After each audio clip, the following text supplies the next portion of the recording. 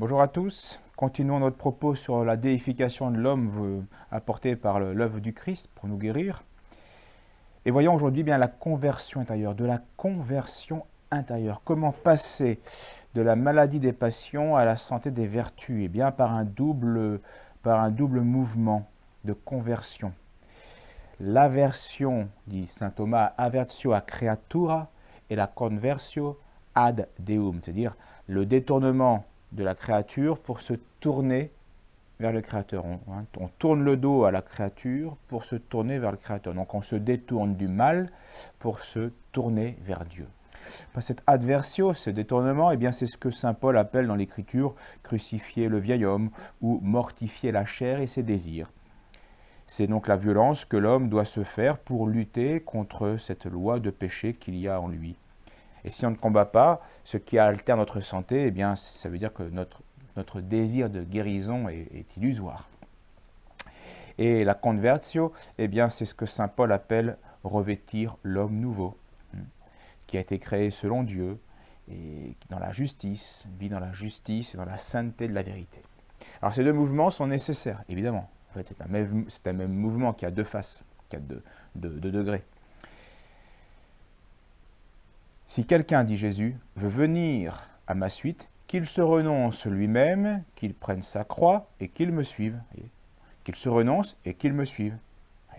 Adversio, conversio. En effet, nul ne peut servir deux maîtres. On peut pas. Il y a un choix. Il y a une orientation à prendre. Il faut choisir. Ou l'esprit ou la chair. Ou Dieu ou Mammon.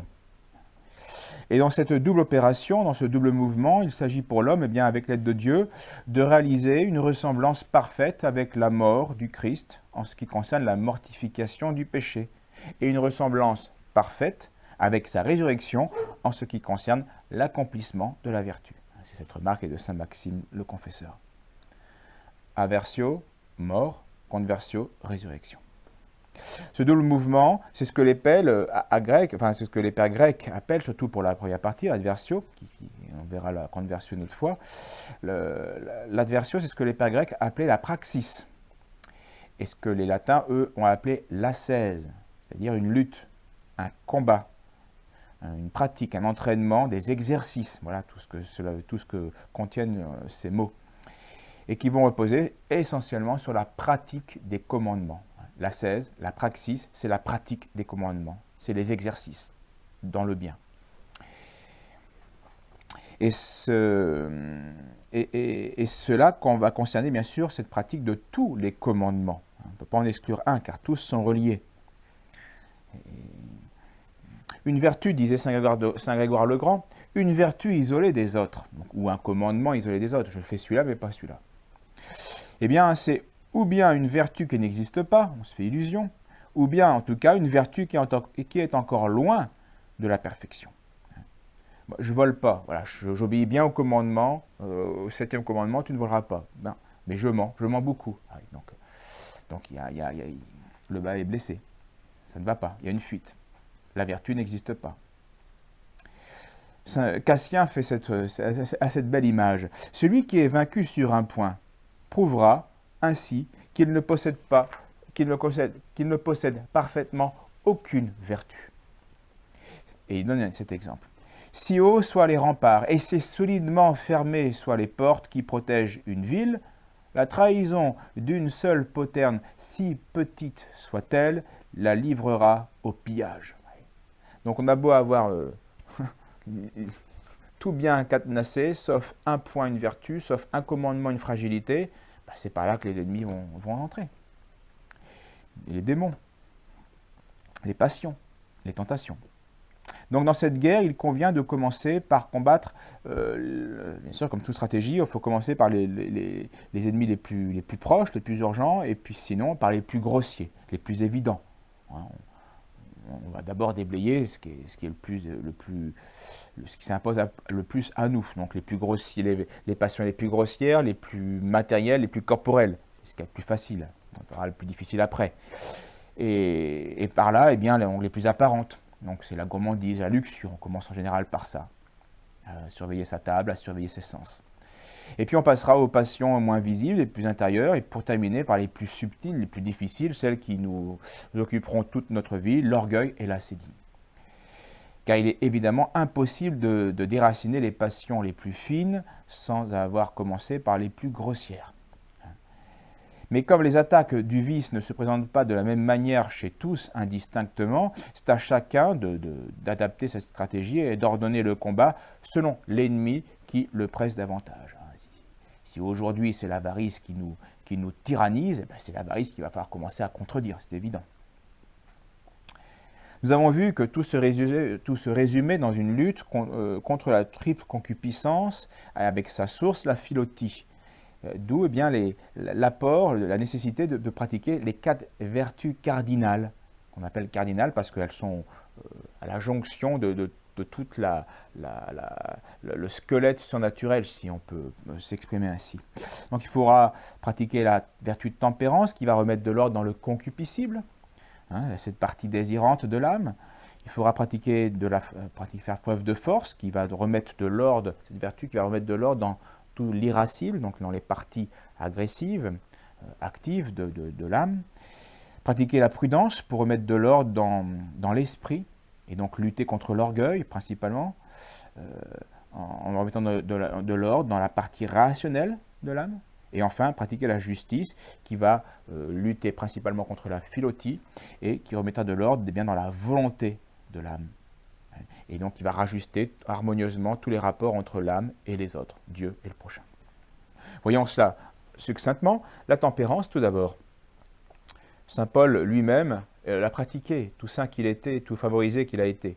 Je traite durement mon corps et je le tiens assujetti, c'est-à-dire en servitude, c'est-à-dire en obéissance, en soumission, parce que le corps fou rend l'âme pécheresse.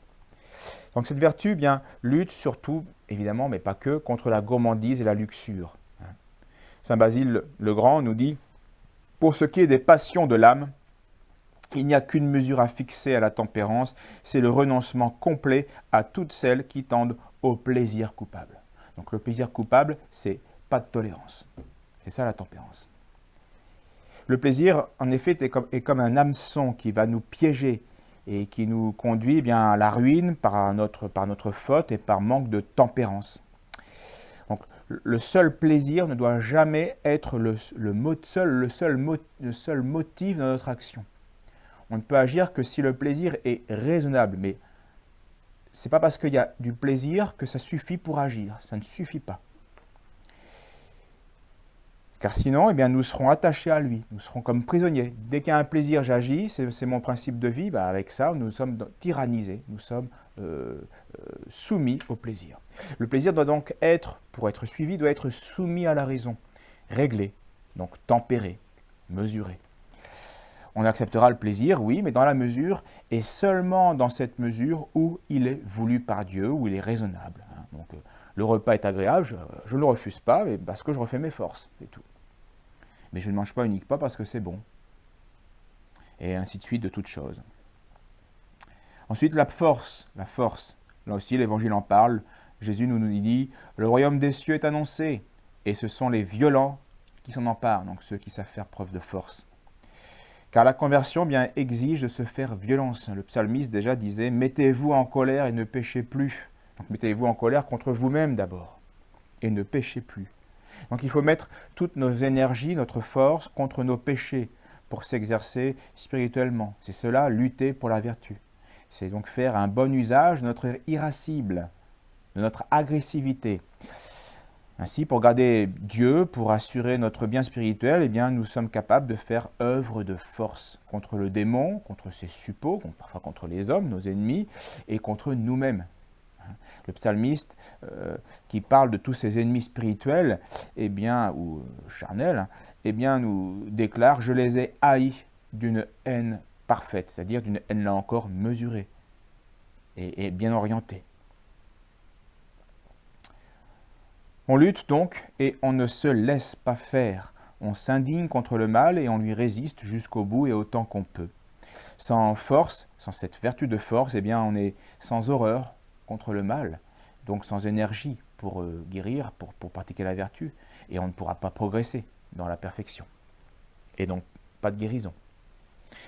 La vertu de prudence, elle aussi, est nécessaire pour faire un bon usage de notre intelligence, de notre connaissance. Nous l'avons vu, il ne faut pas oublier Dieu, tout malheur vient de l'oubli de Dieu, et donc de l'oubli de sa volonté. Et cela commence par savoir distinguer le bien du mal. C'est élémentaire, mais c'est souvent omis. Et ensuite, de savoir discerner en toutes circonstances quelle est la volonté de Dieu sur nous. Saint Paul, dans les Épîtres, parle à ce sujet-là de discernement des esprits. Est-ce que cela vient de Dieu ou pas? Les pères, eux, utilisent plutôt l'expression de discrétion, la vertu de discrétion, qui manifeste une grande subtilité, une grande précision dans le jugement, c'est la vertu de discernement, la vertu de discrétion, on va dans la précision. Et l'Évangile, lui, en parle aussi. Notre Seigneur nous dit « L'œil est la lampe du corps. Si ton œil est en bon état, tout ton corps sera éclairé. Mais si ton œil est mauvais, tout ton corps sera dans les ténèbres. » Donc cet œil, c'est cette vertu intellectuelle qui va nous faire pratiquer la prudence, ou l'imprudence si on en manque. Notre Seigneur, dans notre passage, nous le dit, « Je vous envoie comme des brebis au milieu des loups. » Attention, il y a des suppôts du diable, il y a des gens qui n'aiment pas Dieu et qui n'aiment pas les hommes. Donc, soyez donc prudents comme les serpents. Prudents comme les serpents. Ne nous laissons pas prendre dans les pièges de l'ennemi, ne prenons pas les ruses du démon pour des complaisances divines. Ce serait ridicule. C'est malheureusement ce que font les modernes au nom de la tolérance, de la charité et d'autres principes faux ou pervertis. Et enfin, la justice. C'est le Seigneur, c'est le grand commandement, hein, c'est le premier. C'est le Seigneur ton Dieu que tu adoreras et lui seul que tu serviras. Voilà, la justice, c'est servir Dieu. Et ensuite, c'est rendre à chacun ce qui lui est dû au prochain. Hein. Voilà ce que c'est la justice. C'est ça qui rectifie notre volonté. Notre volonté, pour être juste, doit toujours et en toute chose se régler sur le service de Dieu, sur la volonté de Dieu, sur ce qu'il veut, soit parce que c'était affirmé par des préceptes établis, ou soit parce que ça c'est des choses qui s'imposent par les circonstances, qu'on appelle de son bon plaisir, ce que la providence indiquera. Et notre Seigneur, là aussi, l'Évangile en parle. Celui qui m'aime, eh bien, gardera mes commandements. Et celui qui ne m'aime pas, il ne garde pas mes commandements. Il n'est pas juste. Ce ne sont pas ceux qui disent « Seigneur, Seigneur » qui entreront dans le royaume des cieux, mais ce sont ceux qui font la volonté de mon Père qui entreront dans le royaume des cieux. Donc, on le voit, cette vertu de prudence, eh bien, va nous préparer à l'exercice de la charité. C'est lié. C'est la vertu de justice. La vertu de justice, c'est ce qui rectifie notre volonté, c'est ce qui nous met dans la droiture, et donc ce qui nous fait pratiquer l'amour de Dieu, donc l'amour des commandements. C'est la même chose. La charité, c'est aimer les commandements, c'est les pratiquer. Aujourd'hui, on a ce mot toujours d'amour à la bouche, mais on l'a complètement perverti. Car on ne parle plus de la voix de Dieu, des commandements de Dieu. Celui qui aime Dieu, garde mes commandements, dit Jésus, garde mes paroles. Donc sans cela, eh bien, il n'y a pas de justice. Et donc pas de guérison. Et remarquons que c'est une remarque digne d'intérêt, que l'acte le plus charitable qui a été posé sur terre, le summum de la charité, qui est Dieu qui a incarné, eh bien, cet acte d'amour, Dieu l'a produit dans un acte de sacrifice. Et à la fois un acte de justice. C'est le même acte. C'est son agonie, sa passion sur la croix, sa crucifixion, lorsqu'il s'est livré en sacrifice pour nous. Eh bien, ce même acte est à la fois le plus grand acte de justice et aussi le plus grand acte d'amour. De justice parce qu'il répare la gloire de Dieu et le plus grand acte d'amour parce qu'il sauve les hommes qui voudront bien se laisser sauver. Et là, on mesure ce que c'est la charité, ce que c'est l'amour. Ça va jusqu'au sacrifice pour le Père, pour le salut du prochain. Notre Seigneur dit à l'agonie, Père, qu'il soit fait selon votre volonté et pas selon la mienne. Hein. Non comme je veux, mais comme vous voulez. En parlant de ce sacrifice sanglant, qui bien sûr est révoltant à la nature, surtout quand on est innocent. Et là, on mesure ce que c'est cette justice, jusqu'où elle peut aller dans l'héroïcité, la perfection, cette vertu, jusqu'où elle peut exiger notre sacrifice. Voilà. voilà, de la conversion intérieure. Voilà ce qu'il faudra, voilà les vertus indispensables pour vraiment nous convertir vers Dieu. La prochaine fois, eh bien, nous ferons encore une dernière remarque sur le combat spirituel avant d'aborder précisément la guérison de ces 7 pensées mauvaises que l'on avait vues qui sont l'essence de notre maladie ici-bas. Merci et à bientôt.